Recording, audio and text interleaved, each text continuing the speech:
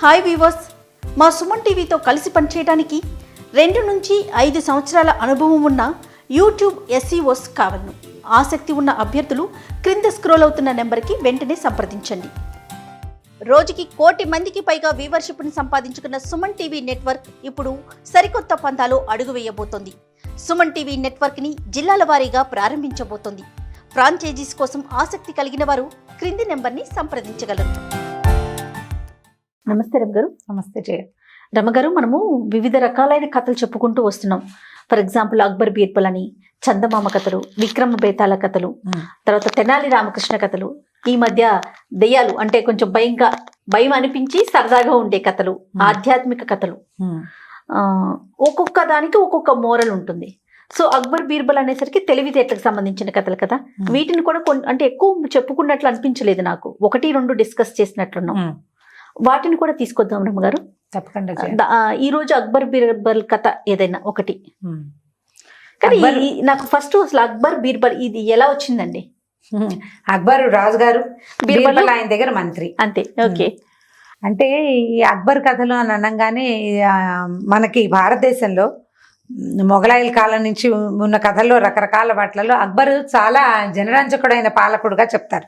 ఏవో కొన్ని రకరకాల వేరియేషన్స్ ఉన్నాయి, కానీ అక్బర్ కథని అక్బర్ని చాలా హెచ్చుగా ఆసక్తిగా జనాలు గమనించేవాళ్ళు. ఆయన చాలా ఏమనంటే పరమత సహనం కలిగిన వాడని చెప్తారు.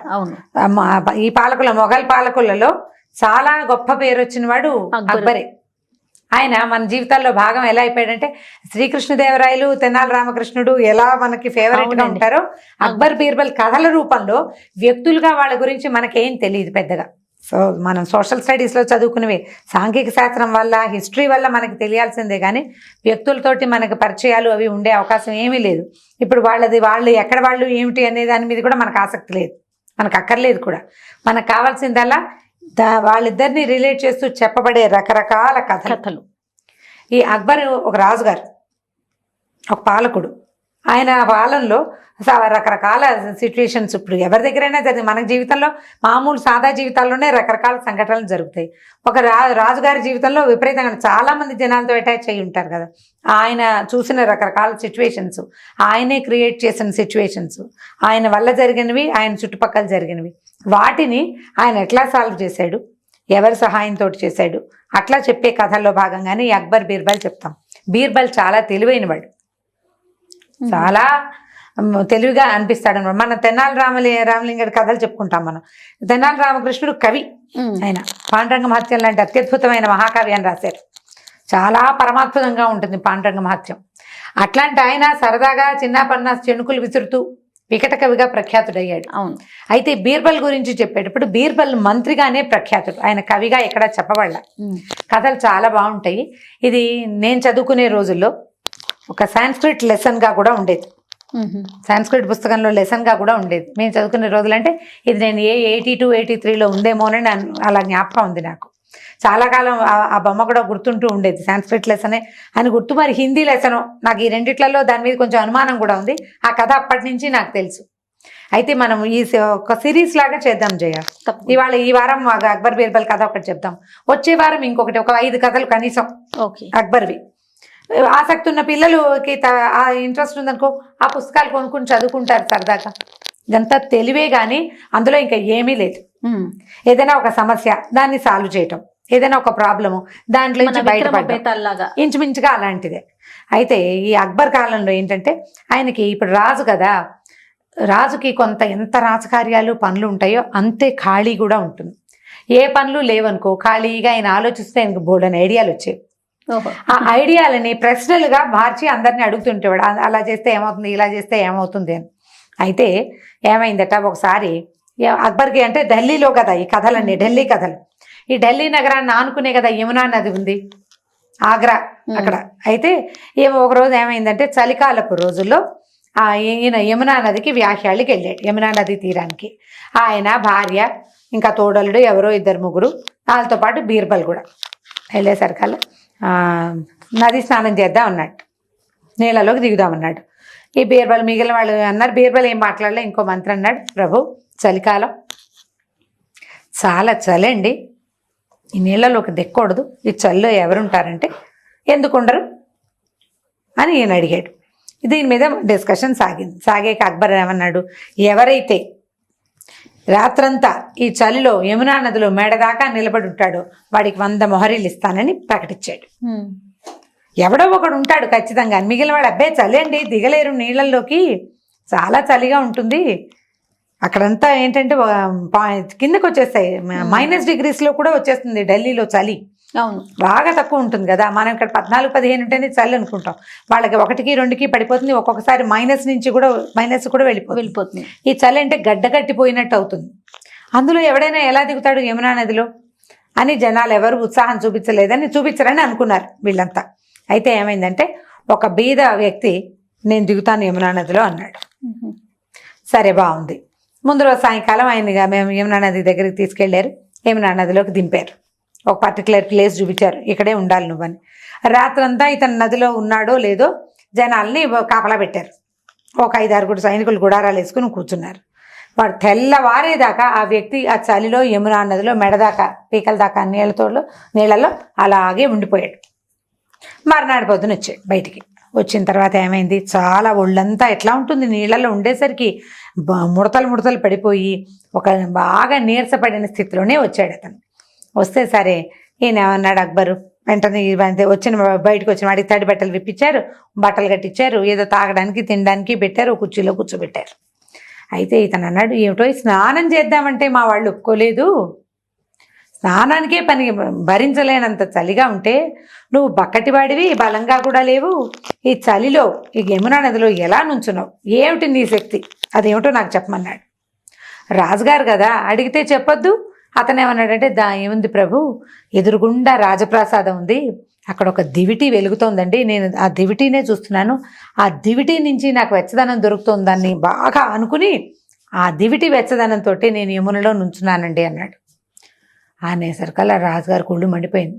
హత్తేరి, నేను చల్లో నుంచోమంటే నువ్వు దివిటి వేడి ఎలా తీసుకున్నావు, దివిటి వేడి తీసుకున్నానని నువ్వే స్వయంగా ఒప్పుకున్నావు కాబట్టి నీకు నేను రూపాయి వెళ్ళిపో అన్నాడు. వీడేం చేస్తాడు, కాదు కూడదని వాదిస్తే తల ఉత్తరించేస్తారు రాజుగారు. మరి రాజు ఆయనకి ఎదురాడేది అవకాశమే లేదు. ఏం చేయాలో తెలియలే వీడికి. ఆయన నిరాశతోటి చాలా దుఃఖితుడై అతను అక్కడి నుంచి వెళ్ళిపోయాడు. వెళ్తూ బీర్బల్ గారింటికి వెళ్ళాడు. బీర్బల్ అన్నాడు, ఏమో భలే చక్కగా 100 రూపాయలు 100 నాణ్యాలు కొట్టేసావు మొహరీలు అంటే, ఏం మొహరీలు, జహాపన నాకు డబ్బులు ఇవ్వలేదు ప్రభు. ఇలా రాజుగారిని జహాపన అంటారు, ఈ మంత్రుల్ని మళ్ళీ ప్రభు అంటారు, నాకు డబ్బు ఇవ్వలేదు, ఆ దివిటి వెచ్చదనాన్ని తీసుకున్నావు నువ్వు అని నన్ను తుస్కరించారు, వెళ్ళగొట్టారు, నువ్వు ఇది కాదు, నిజంగా న్యాయంగా చల్లో నుంచోగలిగేవాడిని ఎవరైనా పట్టండి అని సైనికులకు ఆదేశం ఇచ్చారు కూడా. చూడండి నా చర్మం అంతా ఇట్లా అయిపోయింది, ఈ చలికి నేనేం జబ్బు పడతానో, 100 నాణ్యాలు ఎలాగూ ఇస్తారు, 10 నాణ్యాలు పెట్టి ఆరోగ్యం చేకూర్చుకోవచ్చు, ఏదైనా బలవర్ధక ఆహారం తిని కాస్త నార్మల్ కావచ్చు అని అనుకున్నాను, ఆ అవకాశము లేకుండా పోయింది, నేను దొంగనయ్యాను, అబద్ధాలు కోరినయ్యాను, జహాపన నన్ను తిట్టారని ఏడ్చాడు వాడు.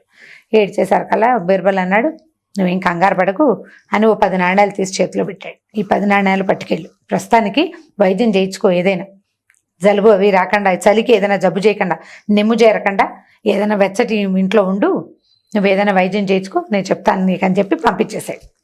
మర్నాడు ఏం చేశాడంటే, వీళ్ళందరూ సభ తీరుస్తారు కదా, ఈ సభలో ఒక డిస్కషన్ వచ్చింది. నిన్నటి ప్రోగ్రామ్ ఏమీ కుదరలేదంటే, సరే వీళ్ళంతా మాట్లాడుకుంటుంటే, బీర్బల్ రాలేదేమిటి, బీర్బల్ ఎందుకు రాలేదు, బీర్బల్తో నేను చెప్దాం అనుకున్నాను అన్నాడు. బీర్బల్ రాలా. ఎందుకు రాలేదా చూసుకునేసరికల్లా ఒక సైనికుడిని పంపించారు. బీర్బల్ ఏం చేస్తున్నాడు, ఎక్కడున్నాడో తీసుకురమని. బీర్బల్ యమునా నదీ తీరంలో వంట చేసుకుంటున్నాడండి అన్నాడు అని చెప్పాడు సైనికుడు వచ్చి. అదేమిటి వంట చేయటం, బీర్బల్ ఏం వండుతున్నాడో చూద్దాం, ఏమైనా విశేషంగా వండుతున్నాడు కాబట్టి నదీ తీరంలో వండుతున్నాడంటే మరీ బాగా చూడాలి, పట్టండి అని ఈయన ఒక 5-6 మంత్రులను వెంటేసుకుని భార్యామణిని కూడా వెంబడి పెట్టుకుని అక్బర్ గారు పోయి బీర్బల్ని చూడడానికి వెళ్ళాడు. ఈ బీర్బల్ గారు ఏం చేస్తున్నాడంటే, ఒక మంట పెట్టాడు, బ్రహ్మాండంగా నెగ్గడు మండుతోంది. దీనికి బాగా పై ఎత్తున ఒక కుండ వేళ్లాడేటట్టు పెట్టాడు. ఆ కుండలో బియ్యం, పాయసానికి పాలు బియ్యం పెట్టారు. మంట ఇక్కడుంది, కుండ అక్కడ. ఈయన పక్కన కుర్చీ వేసి కూర్చుని ఉన్నాడు, మధ్యలో మంట తోస్తున్నాడు. ఈయన అన్నారు, అక్బర్ అడిగాడు, ఏమిటి వండుతున్నావు బీర్బల్ అని అడిగితే, మహారాజా పాయసం చేస్తున్నాను అన్నాడు. పాయసం చేయాలంటే నువ్వు చేయటం ఎందుకు, ఇక్కడ చేయటం ఏమిటి, పైగా మంట ఇక్కడ ఉంది, కుండ అక్కడ ఉంది, ఇక్కడి నుంచి అక్కడికి మంట అంది, ఎప్పటికా పాలు కాగేది పాయసం అవుతుంది 1000 రూపాయలు, నువ్వు పిచ్చివాడిలా కనపడుతున్నావు అన్నాడు.